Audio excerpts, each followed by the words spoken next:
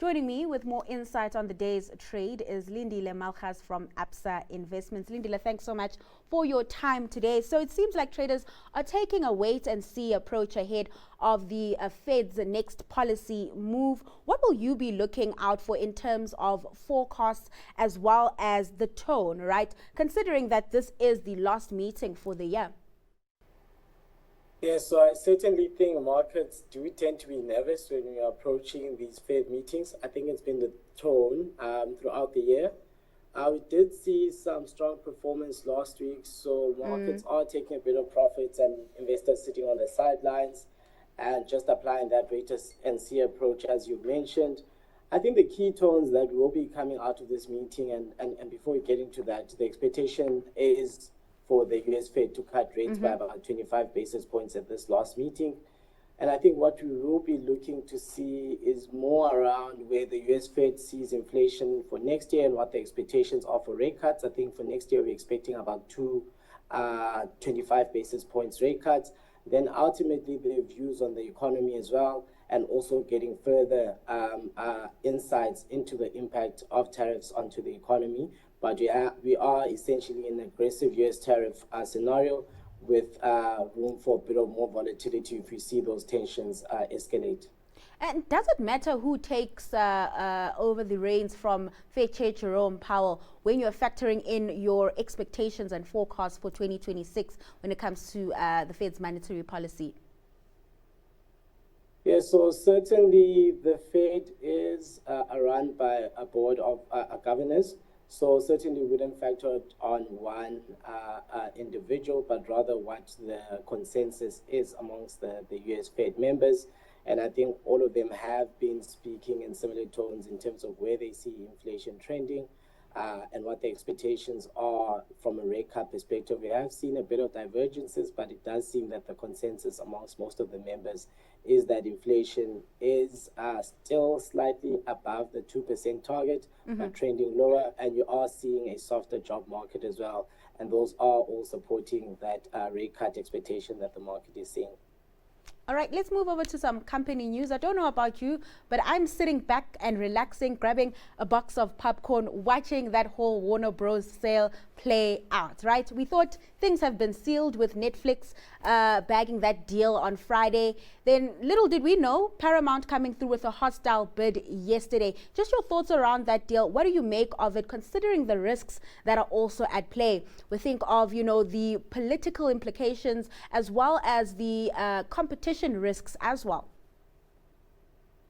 Yes, so certainly I think in an industry that is this competitive, and especially when you've seen Netflix dominate the industry quite extensively, there is a bit of fighting for market share, and you do expect to start to see a bit of consolidation amongst these various streaming platforms. And so ultimately with Netflix going for that Warner Bros. Studios, they were looking to consolidate some of those and add to the existing platforms. And then I think competitors are a bit cognizant of that risk to their streaming platforms as well. And ultimately, as you've seen with that hostile takeover bid, I think there is quite a huge battle for consumers' streaming attention. So that is driving a bit of a consolidation within that. And I think we should expect the competition to intensify. But from our view, we still find that Netflix will continue to be a leader within the space. Let's bring it back home with, companies listed on the JSE. BHP, of course, securing funding for an iron ore power network in Australia. Talk to me about, the significance of bringing in global infrastructure partners, how that also maybe changes, BHP's financial position or risk profile. Yes, so certainly it does free up a bit of working capital for your likes of your BHP, particularly where they are investing into areas that do require a bit of more growth and where you're seeing growth projects. So you have seen quite a good outlook or more positive outlook for some of the base metals. So your likes of your copper, so you are seeing the company having ambitions of investing into the copper operations and also expanding on the potash expansions.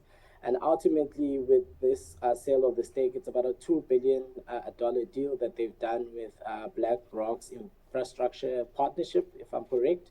And that ultimately will help the company free up some capital to invest into growth projects. Tugela, in the meantime, quite positive. It'll exceed its full-year output guidance on improved rail gains, of course, improved performance there at Transnet, but warning of possible impairments as well as lower coal prices. What did you make of that update? Yeah, so certainly seeing a bit of more positivity around those updates, and it's quite pleased to see some of the improvements you've seen at Transnet around the rail networks.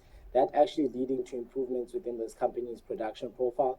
As you've seen, it has been a bit of an overhang on some of the coal and your iron ore miners. So quite positive to see that. But ultimately, the company did have quite a good run when you did see that energy supply a shock within the European zone, and that did lead to a bit of more demand for your likes of your coal to circumvent around the gas supply that was a bit in a deficit. So that did ultimately push prices up, and now you're seeing prices start to normalize. So you're not seeing the company earning those super normal profits that you were seeing, and I think it is an expectation that the prices were going to come down at some point, and you are seeing that starting to impact the company. But as you know, with these resources kind of companies, they tend to be more cyclical in nature, and you've seen that the company has had a good run, and now you're starting to see a bit of pressure on the back of those weaker prices. All right, let's get your stock pick. Where are you seeing opportunity at the moment? Yes, so certainly seeing opportunity within the healthcare sector, particularly picking on some of the niche companies. So a company called Zoetis, it operates mainly in the animal health sector within pharmaceuticals. It is quite an interesting company, and it does play in quite an interesting trend where you are seeing more and more people own pets, and they do tend to pay up a bit of a premium to take care of those pets, and the company is a leader within that space. You've seen the share price come under a bit of pressure on a year-to-date perspective, and I think this does provide a good entry opportunity for the share price, and we are expecting it to recover as some of the factors are factors that are not immune to the company but affecting the overall industry.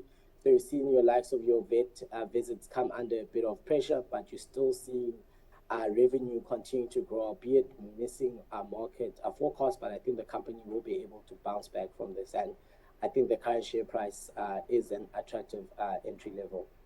Let's leave it there. Thank you so much for your time and taking us through the day's markets action. That was Lindile Malgas from Absa Investments.